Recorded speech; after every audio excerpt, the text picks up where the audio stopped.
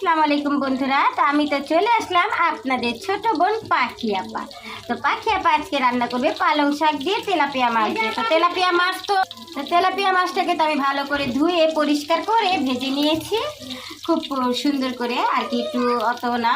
আর এখান থেকে হয়েছে হলো গিয়ে আমি এই 2 টুকরা ভর্তা করব শুকনো মরিচ দিয়ে আর ধনিয়া পাতা, আর হচ্ছে গিয়ে পেঁয়াজ কুচি দিয়ে এই 2টা টুকরা ভর্তা করে নেব। আর এই 4 টুকরা মাছ দিয়ে আমি হচ্ছে গিয়ে পালং শাক দিয়ে রান্না করে নেব।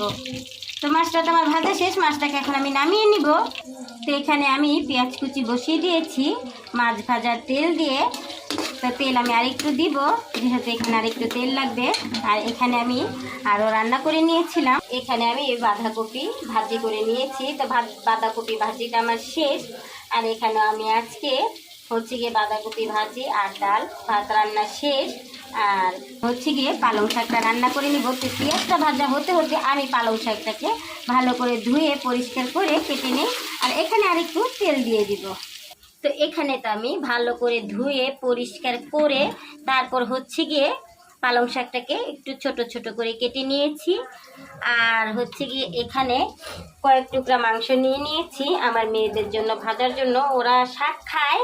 তারপরে হচ্ছে গিয়ে ওই তো যদি না খেতে চায় তো মাংসটা থাকলে কি আর কি খাবে। তো মাংসটাকে একটু ভেজে নিব। এটাকে তো ফ্রিজ থেকে বের করে ভিজতে দিয়ে দিয়েছি।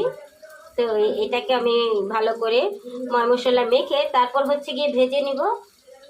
আর এখানে তো আমি বলেছিলাম না আমার ভাত রান্না শেষ, তো ভাতটাকে আমি মাছ ঝরতে দিয়ে দিয়েছি। তো এখানে হচ্ছে গিয়ে পেঁয়াজটা ভাজা শেষ, আমি একটু পানি দিয়ে দিলাম। তো এখানে আমি একটু ময় মশলাটাও দিয়ে নিব। তো দিয়ে দিলাম লবণ। তো এখানে হচ্ছে গিয়ে আমি একটু আদা রসুন বাটা দিয়ে দিলাম। তো এখানে দিয়ে দিলাম হলুদের গুঁড়া, আর দিয়ে দিলাম মরিচের গুঁড়া, আর দিয়ে দিলাম ধনিয়ার গুঁড়া। তো হচ্ছে গিয়ে আমি একটু ভালো করে কষিয়ে নিব মশলাটা। তারপর হচ্ছে গিয়ে শাকটা দিয়ে দিব।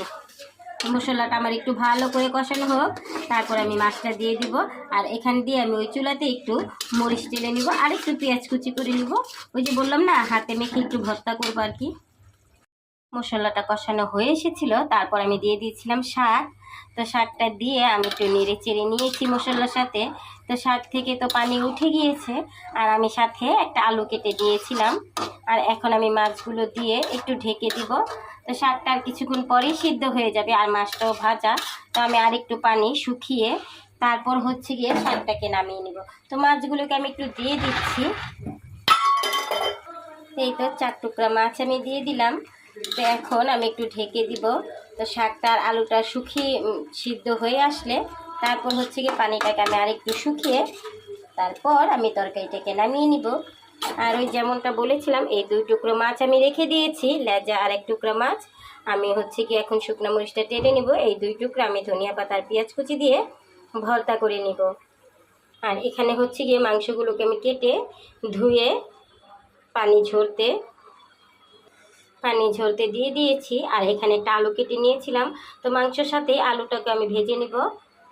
আর এখানে হচ্ছে গিয়ে তরকারিটা বলক চলে এসেছে, তার একটু বসিয়ে রেখে তারপর হচ্ছে গিয়ে আমি পানিটা আর একটু শুকিয়ে আলুটাও সিদ্ধ হোক। আর এই আলুটা সিদ্ধ হতে হতে পানিটাও শুকিয়ে যাবে, তারপর হচ্ছে আমি তরকারিটা নামিয়ে নিব। তো বন্ধুরা, যদি আপনাদের আমার রেসিপিগুলো একটু ভালো লেগে থাকে তাহলে একটা লাইক আর একটা শেয়ার করে ছোটো বোনের পাশে থাকবেন। আল্লাহ হাফেজ বন্ধুরা, দেখা হবে আবার আমার পরবর্তী কোনো রান্নার ভিডিওতে। বা আমি এখন বাহিরে গেলেও যা করি না করি বা কোথাও ঘুরতে গেলেও সেই ভিডিওগুলো আমি আপনাদের সাথে শেয়ার করি। তো এই পর্যন্ত সবাই ভালো থাকবেন। আল্লাহ হাফেজ বন্ধুরা।